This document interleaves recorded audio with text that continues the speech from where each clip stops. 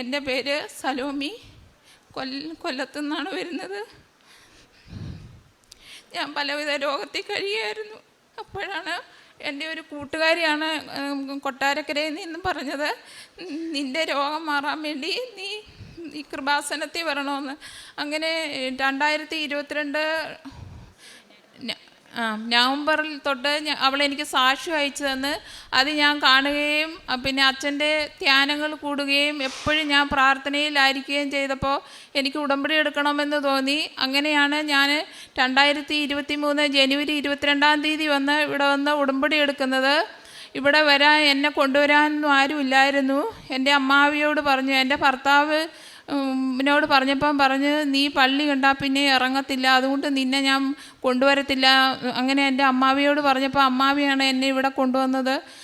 Bus കയറി ഇവിടെ വന്നപ്പോഴത്തേക്ക് 9:30 എല്ലാം കഴിഞ്ഞുകൊണ്ട് എനിക്ക് 428 ടോക്കൺ നമ്പറാണ് കിട്ടിയത്. അതുകൊണ്ട് താമസിച്ച് 2 മണിയായപ്പോഴത്തേക്ക് എന്നെ എല്ലാവരും വിളിക്കാൻ തുടങ്ങി, ഉടമ്പടി മതിയാക്കി ഇനി കൊല്ലം വരെ പോകണമെന്ന് പറഞ്ഞ്. അങ്ങനെ എന്തായാലും മാതാവിൻ്റെ അനുഗ്രഹത്താൽ എനിക്ക് ഉടമ്പടി എടുക്കാൻ പറ്റി. എനിക്ക് തലം മുഴുവൻ, ഞരമ്പ് മുഴുവൻ കഫം കെട്ടിക്കിടക്കുമായിരുന്നു. എനിക്ക് 12 വർഷമായിട്ട് ഉറക്കം കുറവായിരുന്നു. പലതരത്തിലുള്ള മരുന്നുകളെല്ലാം കഴിച്ചു, ഇംഗ്ലീഷ് മരുന്നെല്ലാം കഴിച്ച് അവസാനം ഞാൻ ആയുർവേദം 2 വർഷം കഴിച്ചു, എന്നിട്ടും കുറയുന്നില്ല. പിന്നെ ഹോമിയോ മരുന്ന് കഴിച്ചുകൊണ്ടിരിക്കുമ്പോഴാണ് എൻ്റെ കൂട്ടുകാരി മുഖേന അമ്മ മാതാവ് എന്നെ ഇവിടെ എത്തിച്ചത്. ഇവിടെ വന്ന് ഉടമ്പടി എടുത്ത ഉടനെ എൻ്റെ കഫക്കെട്ട് കുറഞ്ഞു. പിന്നെ എൻ്റെ ശരീരം മൊത്തം ചൊറിച്ചിലായിരുന്നു. എനിക്കൊരു ജോലിക്കും പോകാൻ പറ്റത്തില്ലായിരുന്നു. ഞാൻ കാഷ്യൂ ഫാക്ടറി കൊല്ലത്ത് പോകുമായിരുന്നു. പിന്നെ തൊഴിലുറപ്പിന് പോകും, ഒന്നിനും പോകാൻ എനിക്ക് പറ്റത്തില്ല. ചൂടെടുക്കുമ്പോൾ എനിക്ക് ശരീരം മൊത്തം ചൊറിച്ചിലായിരുന്നു. അത് ഇവിടെ വന്ന് അമ്മ മാതാവിൻ്റെ അടുത്ത് പ്രാർത്ഥിച്ച് ഉടമ്പടി വെച്ചതിൻ്റെ ഫലമായിട്ട് ഫസ്റ്റിൽ തന്നെ എൻ്റെ ചൊറിച്ചിലാണ് മാറിയത്. ഇന്ന് വരെയും ഈ കഴിഞ്ഞ ഈ ഭയങ്കര ചൂട് സമയത്ത് ഒന്നും എനിക്കൊരു ശകലം പോലും ചൊറിച്ചിൽ അനുഭവപ്പെട്ടില്ല. അതിന് അമ്മ മാതാവിനും തിരുക്കുമാരനും 1000 നന്ദി. എത്ര നന്ദി പറഞ്ഞാലും മതിയാകത്തില്ല. പിന്നെ രണ്ടാമത്തെ ഉടമ്പടി ഞാൻ വെച്ചിരുന്നത് എൻ്റെ മോളുടെ പഠനത്തെ പറ്റിയായിരുന്നു. അവൾക്ക് 10ാം ക്ലാസ്സിൽ നല്ല മാർക്കുണ്ടായെങ്കിലും അവൾ ബയോളജി എടുത്തില്ല. നഴ്സിംഗ് പഠിക്കാൻ ഞാൻ പറഞ്ഞിട്ട് കേട്ടില്ല. അവൾ കൊമേഴ്സ് എടുത്ത്, കൊമേഴ്സിന് അവൾക്ക് ബാങ്കിൽ ജോലി വേണമെന്നും പറഞ്ഞാണ് എടുത്തത്. പക്ഷേ BCom കിട്ടിയില്ല. അവൾ BA എക്കണോമിക്സ് എടുത്ത്. ആ സമയത്താണ് ഞാനിവിടെ വന്ന് ഉടമ്പടി എടുക്കുന്നത്. ഞാൻ എൻ്റെ അമ്മ മാതാവിനോട് പറഞ്ഞു, എൻ്റെ മോള് ഒരു ജോലി തരണം അമ്മേ, ഇനി അവൾ പഠിക്കാൻ എന്താണെന്ന് അമ്മ തന്നെ തീരുമാനിക്കണം എന്ന് പറഞ്ഞു. ഫസ്റ്റിലെ ഒന്നും എനിക്ക് ഉടമ്പടി എടുക്കാത്തതുകൊണ്ട് ഒന്നും അറിഞ്ഞുകൂടായിരുന്നു. ഞാൻ അതിൻ്റെ ഫലമായിട്ട് എൻ്റെ മോൾക്ക് ഇപ്പം BCom കഴിഞ്ഞ് മാർച്ച് കഴിഞ്ഞു. മെയ് തന്നെ അവൾക്ക് HR മാനേജറായിട്ട് അവൾ എറണാകുളത്ത് 6 മാസത്തെ കോഴ്സിന് ചേർന്നിരിക്കുകയാണ്. അതെല്ലാം എൻ്റെ അമ്മ മാതാവാണ് എനിക്ക് ഉടമ്പടി വഴി സാധിച്ചു തന്നത്. പിന്നെ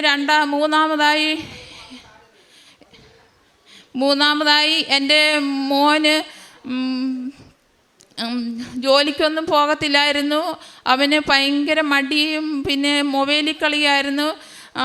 ചീത്ത കൂട്ടുകെട്ട്. സ്കൂൾ അടുത്തായതുകൊണ്ട് +2 തൊട്ടേ ഭയങ്കര കൂട്ടുകെട്ടും അലസഭാവമായിരുന്നു. അവൻ ജോലിക്ക് പോകത്തില്ല. ആരെങ്കിലും വീട്ടിൽ വന്നാൽ വീട്ടിലോട്ട് കയറി ഒളിക്കും, പഠിക്കാൻ പറഞ്ഞ് പോകത്തില്ലായിരുന്നു.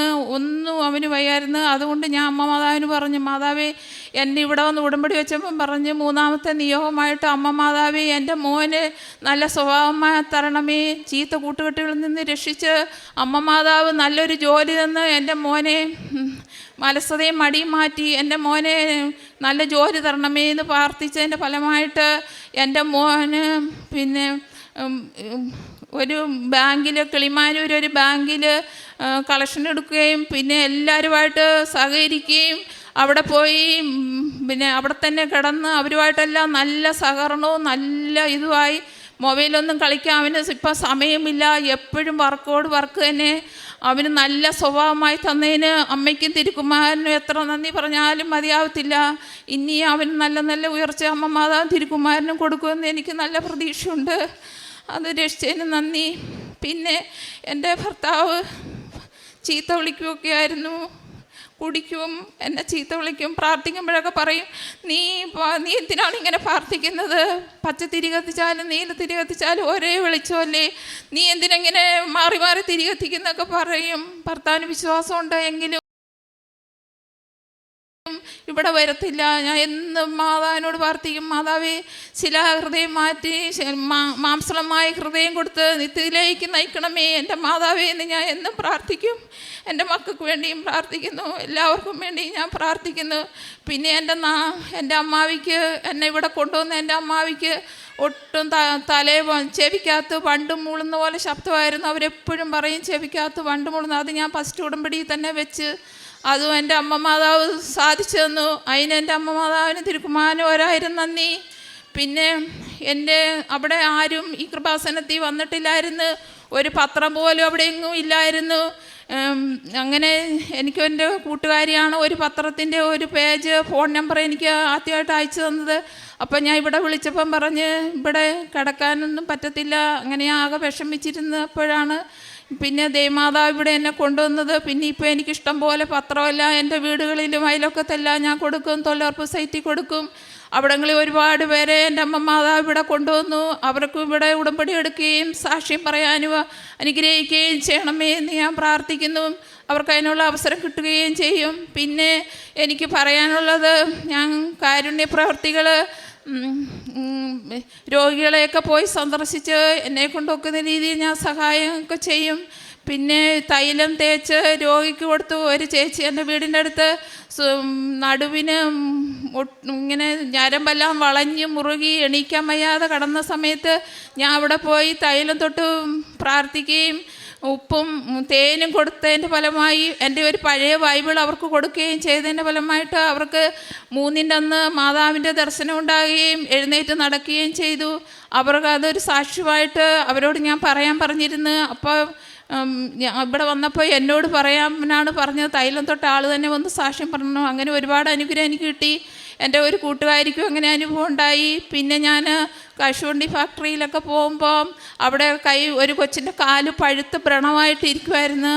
ഞാൻ ചോദിച്ചു, നിനക്ക് ഷുഗർ ഉണ്ടോയെന്ന്. ഇല്ലെന്ന് പറഞ്ഞ് അതിൻ്റെ ഫലമായിട്ട് ഞാൻ തൈലം തേച്ച് 2 തുള്ളി തൈലം അവിടെ മുറിവിൽ ഒഴിച്ചു കൊടുക്കുക. ഈ കാലിൻ്റെ ഒരു വശം മൊത്തം പഴുത്തിരിക്കുമായിരുന്നു, ഈച്ചയൊക്കെ പിടിക്കുന്ന രീതിയിൽ. അപ്പോഴും ഞാൻ 2 തുള്ളി തൈലം ഒഴിച്ചു കൊടുത്ത് അവളോട് ഞാൻ പറഞ്ഞു, നീ തേച്ചിട്ട് നീയും കൂടെ പ്രാർത്ഥിക്കും, ഞാൻ വിശ്വാസ പ്രമാണം ചൊല്ലി പ്രാർത്ഥിക്കുക. അതിൻ്റെ ഫലമായിട്ട് പിറ്റേന്ന് തൊട്ട് അവൾ മുറിവുണങ്ങി. പിന്നെ അവിടെയുള്ള പിള്ളേരൊക്കെ എന്നോട് പറയും, ചേച്ചി കയ്യിൽ ഇച്ചിരി തൈലം തേച്ചതാ, അത് നല്ല സൗഖ്യമുണ്ട്. പിന്നെ അവിടെ നിന്നൊക്കെ ഒരുപാട് പേരെ ഞാൻ ഇവിടെ കൊണ്ടുവന്നിട്ടുണ്ട്. അമ്മ മാതാവിനും തിരുക്കുമാരൻ്റെ അനുഗ്രഹത്താൽ ഇനി ആൾക്കാരെ കൊണ്ടുവരുവാനും എനിക്ക് സാധിക്കട്ടെ. എൻ്റെ മാതാവിൻ്റെ അനുഗ്രഹത്താൽ എനിക്ക് നല്ലൊരു വന്ന ആൾക്കാരെ എല്ലാം പണമൊന്നും ഇല്ലാതെ ഇവിടെ കൊണ്ടുവരണമെന്ന് എനിക്ക് ആഗ്രഹമുണ്ട്. അത് എൻ്റെ അമ്മ മാതാവും തിരുക്കുമാരനും എനിക്ക് സാധിക്കട്ടെ. എൻ്റെ ഭർത്താവ് ഇതുവരെ ഇവിടെ വന്നിട്ടില്ല. ഞാൻ പോകുന്നതിനൊന്നും കുഴപ്പമില്ല. പക്ഷേ എൻ്റെ മാതാവ് എൻ്റെ ഭർത്താവിനെയും കൂടി ഇവിടെ കൊണ്ടുവരാൻ വേണ്ടി എല്ലാവരും പ്രാർത്ഥിക്കണമെന്ന് ഞാൻ അപേക്ഷിക്കുന്നു. പിന്നെ പത്രം ഞാൻ അപ്പോഴേ എല്ലാവർക്കും കൊടുത്ത് ആശുപത്രികളിൽ കൊടുക്കും. ആശുപത്രികളിൽ രോഗികൾക്ക് ഭക്ഷണം കൊടുക്കും.